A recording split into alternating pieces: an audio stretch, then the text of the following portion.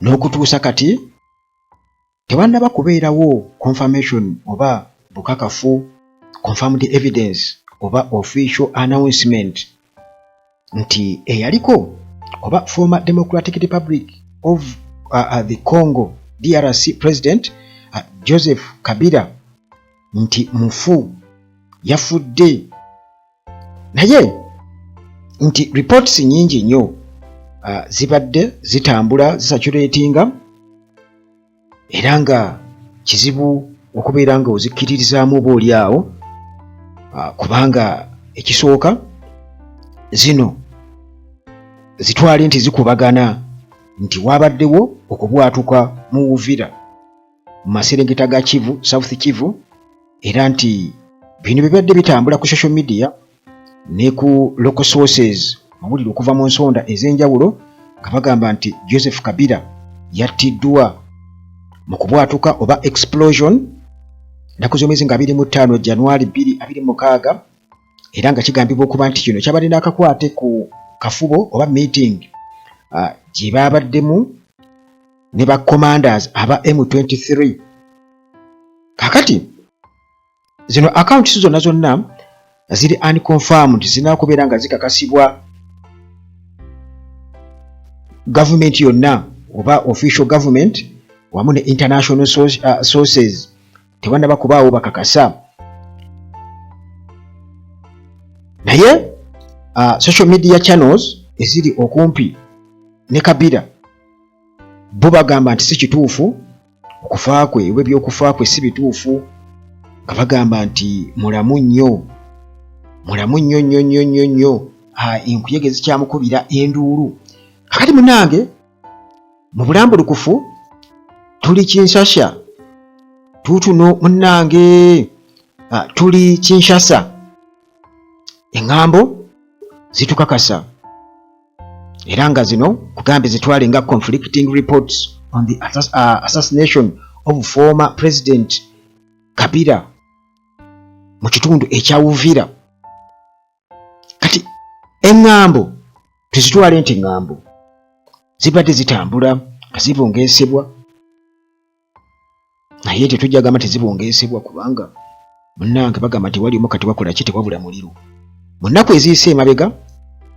nga bagamba nti era nga zikwata kukutta oba assassination eya former President Joseph Kabila okusinziira munnange ku information gye tufuna, era nga bagamba nti ono eyaliko President wa Congo Democratic Republic of Congo amanyikiddwa nga Joseph Kabila nti yattirwa January nga 25 kugambye mu kubwatuka okw'amaanyi mu kizimbe okwali mu kizimbe mbu mweyabadde ne meeting ne ba representatives oba abakiikirira M23 gorilla group y'abayeekera mu kitundu ekimanyikiddwa nga Kalundu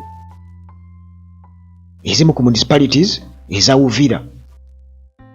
mu province ey'e Congo mu South Kivu, era nga buno buvanjuba obw'eggwanga lino erya Democratic Republic of Congo. Nti okubwatuka kuno okw'amaanyi era nga kuno bagamba nti kuyinza okuba nti kwavudde ku bbomu eyabadde yategeddwa mu kizimbe oba nti buyinza okuba obulumbaganyi obwakoleddwa drone mutasubwa drone strike era nga buba bwakoleddwa amagye ag'eggwanga era Democratic Republic of Congo. Kigambibwa okuba nti nno okusinziira ku ŋŋambo oba ku mawulire agasaasaana okuva mu nsonda ez'enjawulo agatakwatagana nti bayinza okuba nga abantu abali 40 be baafiiridde mu kubwatuka kuno era nti ne Kabila yabaddemu okukosa ne ba high ranking officials okuva mu bayeekera bano aba M23 mbu bakamanda bangi baafiiriddemu. Naye tewannabaawo official source, tewannabaawo nsonda ekakasibwa gy'oyinza okwesiga nti etuwa amawulire mu bulambulukufu bakakase nti ddala kituufu Kabira mufu nti oba oli awo munnange banaatera okubeera nga bakakasa kubanga era enfa z'abantu ziba bwe zityo ne basooka ne babuzaabuza kati tunakubeera nga tukakasa nti oba eyaliko President wa Democratic Republic of Congo Joseph Kabira yattiddwa nga bwe nkugambye nti social media channels eziri close ku ye bino babyegaana bagamba nti si mufu era bagamba nti Kabira mulamu nnyo. Ensonda okuva mu Uvira era endala zigamba nti abantu local population mu kitundu ekyo ekya Uvira bo bakakafu nti Kabira yattiddwa. Bakakafu kitegeeza nti okubwatuka bakuwulidde nti koko abaddeyo. Bakakafu nti Kabira yattiddwa era nga bagamba nti no Red Cross teyazze ku scene nti ba victims oba abo abattiddwa oba abagendedde ku bisago nti emirambo gyaggiddwawo abayeekera bamirisha aba M23 kakati munnange mu kweyongerayo mu mawulire ago mukyala wa Joseph Kabira gwe tuyinza okugamba tutya ali awo mu bbanga si mugenzi kakati munnange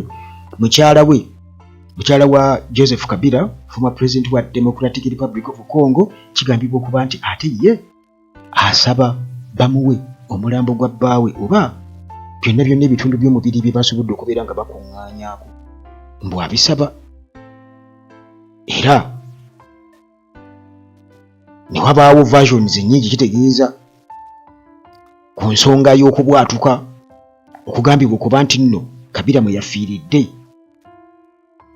versions nnyingi nnyo nti bano bagamba kino bali bagamba kino kakati munnange bwe tugenda ku versions ezo okuzoogerako sooka bagamba nti incident eno yabadde yakubwatuka mu device oba ekintu kye babadde balina nga bagezaako okubeera nga bagezesa batigiinya kitwale nga kugamba ekibwatuko oba ekyokulwanyisa ekifaananyizako bbomu kye babadde batigiinya ndowooza babadde bakifunye kuva eyo oba lwaki oba wa n'ensi endala gye babijja oba eggwanga ery'omulirwano nga bali mu kutigiinya batugambye tujige wano batugambye nedda nyiga wano bagambye tujige wano laba ow'empaka munnange bwasinza amaanyi ne banyiga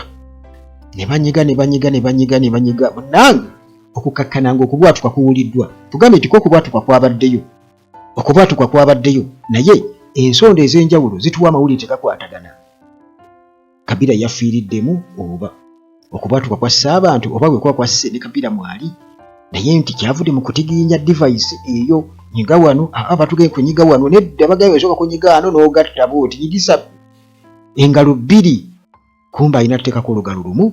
munnange mu ngeri efaanaganako bwe tujja senkusigira kifaananyi mbu device n'ebwatuka kakati ate ensonda endala tuli ku lugambo olulala ate era olw'ekyo ekyabwatuse nti eno yabadde bbomu nti eyakasukiddwa drone ng'era buno bulumbaganyi bwabadde bw'amagye ag'e Congo Congolese Armed Forces FARDC nti bano babadde bafunye okubagulizibwako mu kizimbe nti eno wabadde wagenda kubeerayo Kanyel Nanga ono chairman of the political wing of the M23 party okukosa ne Congo River Alliance AFL okusinziira munnange ku nsonda nga batugamba nti nno katuli ku nsonda ndala nti wabaddewo obutakkaanya bwabalusewo wakati wa Nanga ne Kabira mbu bano babadde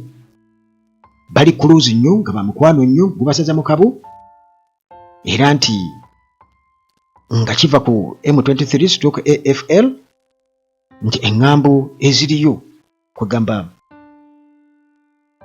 nga boogera ku nsonga ey'okuba nti Kabira olwedde bamusayira dde ogw'okufa olw'okulya mu nsi ye olukwe Congolese judiciary esiga eddamuzi e Congo mbu obutakkaanya ndowooza nga bubalukaawo tebansalirangako baakusalira dda katusobola kwogera nga gwe bataasalira gwe ogenda kugwa kufa fe abakutaasa ndowooza mu mbeera efaanaganako bw'etyo obaawo ne banyega emmanduso naye bagamba nti nanga mbu eyabadde alina okubeerayo okwatendinga meeting okubeera mu meeting teyalabise mbu Kabira yagenze ng'amanyi munne ajja nanga n'atalabika kitegeeza nti bwe wabawo okubwatuka okwabaddewo Kabira nga gyali bwatyo n'akafiiramu yekka era nga boolaba ennyonyi ya Habyarimana bwe yalinnya new president waabwe Burundi Museveni n'abalala ne bagaana okulinnya nti ffe tetujja bali ne balinnya kakati munnange ate olugambo olwokusatu lugamba olwa version gye tuliko ey'ekyabwatuse era lugamba nti luno lusupportinga theory eya internal dispute ey'obutakkaanya obw'omunda nga bagamba nti okubwatuka kuno kuleka kwakoleddwa time bomb oba remote controlled bomb eyabadde eteekeddwa mu kizimbe munda okitegeera eyabadde eteekeddwa mu kizimbe munda muganda wange kaakati munnange ebyo byonna biri awo naye nga oba ensonda ez'enjawulo zo zigamba nti bw'oba oyagala okukakasa nti ddala kituufu okubwatuka kwabaddeyo mbu laba abayikira ba M23 nga bava mu kibuga ekya Uvira kye baali bakapchalinze Desemba nga 10 ne bavaayo 15 n'ennaku z'omwezi 17 26 Desemba mbu eyo yali bbulu nejjukira nti already America yali yabagamba dda bakyamuke era neewooninga Rwanda bwenzijukira kati okusinziira munnange ku nsonda eziri loko kati tuli ku radio Katwe M23 bwe batyo baava mu kitundu ekyo butereevu kati abantu bo balaba batuga nti baaba tubalaba mu luseregende bagenda bakulumulukuka kati ba abantu local sources situgamba nti bano baavaayo butereevu oluvannyuma muganda wange olw'okubwatuka okwavaako bacommanders oba okwavuddeko bakomanda 40 okubeera nga bafa okuva mu gorilla group y'abayeekera okukosa ne former president Joseph Kabira bwe batugamba nti bo olwaba okuwulira okubwatuka okwo bagenda okulaba nga batambula baddayo bagamba owange tugende kati tumanyi ba drone okuva mu magye ag'e Congo yanyugunyizibwa ku kizimbe kwe baali oba baali batigenya device oba baali n'obutakkaanya nga balina time bomb awo ne batandika okubeera nga bagitegawo baali bagitezeewo ng'erina okuba balula abaali balina okubaawo bonna kubanga bwe kigamba nti abayeekera 40 bafu kuyinza okugamba nti tebayinza kwetta muganda bage bano basobola okwetta batugamba nti Museveni yalina okuteesa Kenya bateesa ku by'okuba nti bakomya olutalo olw'ekiyeekera Museveni bw'aba ali Kenya ali mu kuteesa ye tayagala kukomya ya kiyeekera kiyakola ye kennyini n'apulaaninga obulumbaganyi ku bantu be ku bakomanda be ne bakubwa ne battibwa nga bannaabwe bennyini be babettira mu bukodyo bwabwe bw'ekiyeekera bye yatugamba nga master of violence era n'obukodyo obulala yabukola ku bantu bennyini bannayuganda wano mu Buganda nga ayagala oggula obuganzi Museveni akukyalira nga gwe omukadde wo ku kyalo gwe bamanye nnyo kumba akuleetedde kufa kakati abajeekera be ye teyabanga na risk teyabanga na risk nti niwe wali badde omwogera nti wali era abasajja be baali tebasobola kubeera nga bamuta baali kutte mukwate ne bamutwala naye kati gwe bajja ne bakucunya tubulire Museveni gyali kumbe yeekwese waggulu ku kibanyi munnange nga n'abaana balaba owuza simanyi gyali sinnamulabako nga bakufumita ne bakutta nga abasirikale bagenda sirikale bwe bagenda nga abantu bakaba weeweeweewe taata waffe maama waffe afudde akuuma